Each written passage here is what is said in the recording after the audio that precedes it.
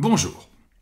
Dans l'histoire de la philosophie occidentale, les penseurs appelés présocratiques sont des philosophes qui, pour la plupart en tout cas, sont nés avant Socrate et ont donc vécu au 6e et 5e siècle avant Jésus-Christ. Ces philosophes proviennent des différentes colonies grecques installées sur le pourtour méditerranéen, mais il y a quand même deux régions qui se distinguent particulièrement. D'une part, les côtes occidentales d'Asie mineure, où on trouve les cités de Milet et d'Éphèse, desquels sont originaires par exemple Thalès et Héraclite.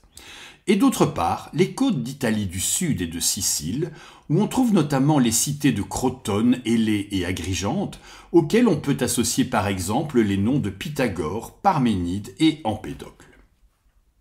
Même si ces différents penseurs ont des intérêts souvent assez nombreux et diversifiés, beaucoup, et en particulier les philosophes d'Asie mineure, se définissent comme des observateurs de la nature, c'est-à-dire de la physis en grec, et c'est pourquoi on les appelle souvent des physiologues ou des physiciens. Or, observant la nature, ces premiers philosophes sont frappés par la diversité des phénomènes, des choses et des êtres qu'on y trouve, et ils vont s'interroger sur cette diversité et tenter de l'expliquer. Jusqu'alors, la question de savoir comment expliquer le monde et les phénomènes trouvait sa réponse dans la mythologie. Ce qui est important avec ces premiers philosophes, c'est qu'ils vont progressivement délaisser les explications mythologiques au profit d'explications rationnelles. Et pour eux, l'explication rationnelle de la pluralité et de la diversité des phénomènes et des êtres que compte la nature, elle sera à chercher dans l'existence d'un principe premier, souvent unique et matériel, une sorte de première cause, une substance élémentaire qui serait à la base de tout ce qui existe. Le monde est complexe, il est multiple, mais on postule qu'il est possible de réduire cette diversité, cette multiplicité à un élément originaire. Ce premier élément fondateur, on l'appellera physis, c'est-à-dire nature. Puis très vite, on parlera d'arché, un terme qui signifie d'abord la souche, le fondement, l'origine commune ou le commencement, et qui prendra ensuite, surtout à partir d'Aristote, le sens de principe ou de cause. En réalité, le mot arché possède plusieurs sens en grec ancien, mais ces différentes significations tournent autour de deux notions principales. L'arché, c'est ce qui commence et ce qui commande. Ou, pour le dire autrement, l'arché d'une chose, c'est ce qui rend compte de cette chose, ce qui en fait comprendre les spécificités et ce qui les contient.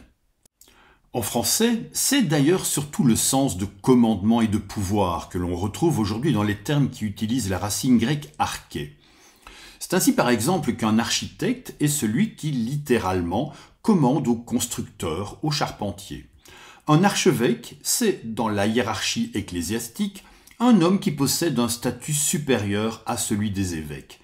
Quant aux archives, ce sont des documents qui, à l'origine, ont force de loi.